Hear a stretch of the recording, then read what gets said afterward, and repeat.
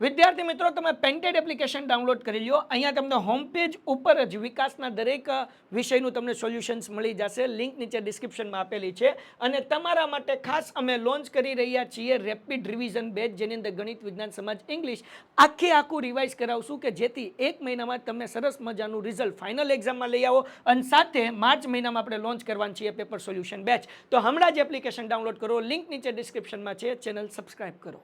નમસ્કાર વિદ્યાર્થી મિત્રો, આજના વિડીયોમાં આપણે જોશું વાર્ષિક પરીક્ષા 2026 વિકાસ અસાઇનમેન્ટ ધોરણ 9 સમાજ વિભાગ બી ચેપ્ટર 10.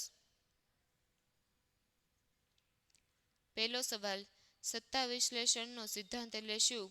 સત્તા વિશ્લેષણનો સિદ્ધાંત એટલે સત્તાઓને એકબીજાથી અલગ રાખવાનો સિદ્ધાંત. સરકારના કાર્યો એકબીજાથી જુદા હોય છે, તેથી એક કાર્યનો સરકારને ત્રણેય અંગો વચ્ચે વહેંચી દેવામાં આવ્યા છે. સત્તા વિશ્લેષણના સિદ્ધાંત અનુસાર કાયદા ઘડવાની સત્તા ધારાસભાને, કાયદાનો અમલ કરવાની સત્તા કારોબારીને અને કાયદા પ્રમાણે ન્યાય આપવાની સત્તા ન્યાયતંત્રને આપવામાં આવી છે.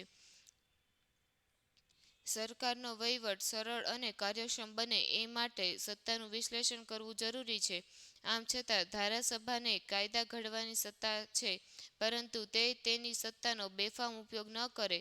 તંત્રને ધારાસભા પર નિયંત્રણ રાખવાની કેટલીક સત્તા મળે છે. એ જ રીતે કારોબારી પર ધારાસભા અને ન્યાયતંત્ર દ્વારા નિયંત્રણ મૂકવામાં આવ્યું છે, પરંતુ ન્યાયતંત્ર અને ધારાસભા અને કારોબારીથી અલગ સ્વતંત્ર રાખવામાં આવ્યું છે. બીજો સવાલ, રાજ્યસભાના સભ્યોની પસંદગી કઈ રીતે થાય છે? રાજ્યસભાના સંસદનું ઉપલું ગૃહ છે. રાજ્યસભા સંસદનું ઉપલું ગૃહ છે. તે રાજ્યોની પ્રતિનિધિત્વ ધરાવે છે. 30 વર્ષ કે તેથી વધુ ઉંમર ધરાવતો કોઈપણ ભારતીય નાગરિક રાજ્યસભાના સભ્ય તરીકે ઉમેદવારી નોંધાવી શકે છે. તે માનસિક રીતે અસ્થિર તેમજ નાદાર ન હોવો જોઈએ. રાજ્યસભાના કુલ સભ્ય સંખ્યા 250ની છે. તેમાંથી 238 સભ્યોની ચૂંટણી પ્રત્યેક રાજ્યની અને સંઘ પ્રદેશની વિધાનસભાના સભ્યો તેમની વસ્તીના ધોરણે કરે છે. બાકીના 12 સભ્યો રાષ્ટ્રપ્રમુખ સાહિત્ય, વિજ્ઞાન, કલા, શિક્ષણ, સમાજસેવા, રમતગમત, સાંસ્કૃતિક પ્રવૃત્તિ વગેરે ક્ષેત્રોમાં વિશેષ જ્ઞાન અને વિશિષ્ટ પ્રતિભા ધરાવનાર વ્યક્તિઓને નિમે છે.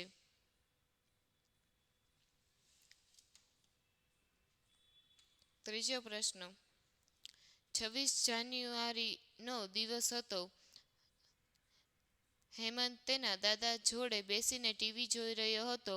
દાદાએ હેમંતને પૂછ્યું કે ટીવીમાં કોણ ક્યાંથી બનવું હોય તો કઈ કઈ લાયકાતો હોવી જોઈએ.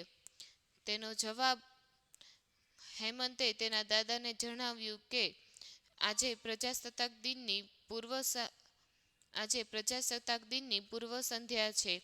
આ દિવસે દેશના રાષ્ટ્રપ્રમુખ દિલ્હીમાં આવેલા રાષ્ટ્રપ્રમુખ ભવનમાંથી દેશની પ્રજાને સંબોધન કરે છે.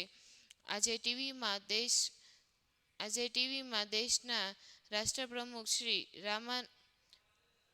શ્રી રામનાથ કોવિંદ ભાષણ કરી રહ્યા છે. રાષ્ટ્રપ્રમુખ બનવું હોય તો દેશના નાગરિકમાં બંધારણ નક્કી કરેલ રાષ્ટ્રપ્રમુખ આ લાયકાતો હોવી જોઈએ. ભારતના રાષ્ટ્રપ્રમુખના પદ માટેનો ઉમેદવાર નીચેની લાયકાત ધરાવતો હોવો જોઈએ. તે ભારતના નાગરિક હોવા જોઈએ. તેમની ઉંમર 35 વર્ષ કરતાં ઓછી ન હોવી જોઈએ. તે લોકસભાનો સભ્ય થવાની લાયકાત ધરાવતો હોવો જોઈએ. તે સંઘ સરકાર કે રાજ્ય સરકારનો પગારદાર નોકર ન હોવા જોઈએ. તે સંસદ કે રાજ્યની ધારાસભાના સભ્ય ન હોવા જોઈએ. જો તે સભ્ય હોય તો રાષ્ટ્રપ્રમુખ તરીકે ચૂંટાય ત્યારે તેમને તે સભ્ય પદેથી રાજીનામું આપવું પડે છે. ચોથો પ્રશ્ન, કારણ આપો. ભારતીય સંસદ દ્વિગૃહી છે. તેનો જવાબ છે, ભારતીય સંસદ 2 ગૃહોની બનેલી છે.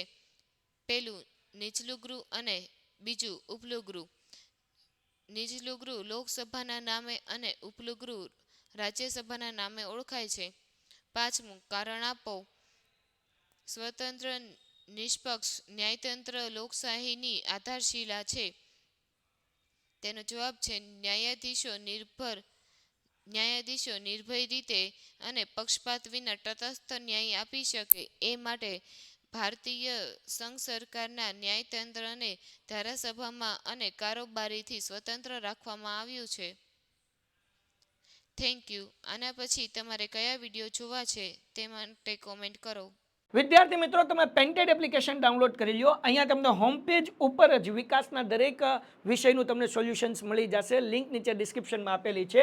અને તમારા માટે ખાસ અમે લોન્ચ કરી રહ્યા છીએ રેપિડ રિવિઝન બેચ, જેની અંદર ગણિત, વિજ્ઞાન, સમાજ, ઇંગ્લિશ આખું રિવાઇઝ કરાવશું કે જેથી 1 મહિનામાં તમે સરસ મજાનું રિઝલ્ટ ફાઇનલ એક્ઝામમાં લઈ આવો. અને સાથે માર્ચ મહિનામાં આપણે લોન્ચ કરવાનું છીએ પેપર સોલ્યુશન બેચ. તો હમણાં જ એપ્લિકેશન ડાઉનલોડ કરો. લિંક નીચે ડિસ્ક્રિપ્શનમાં છે. ચેનલ સબસ્ક્રાઇબ કરો.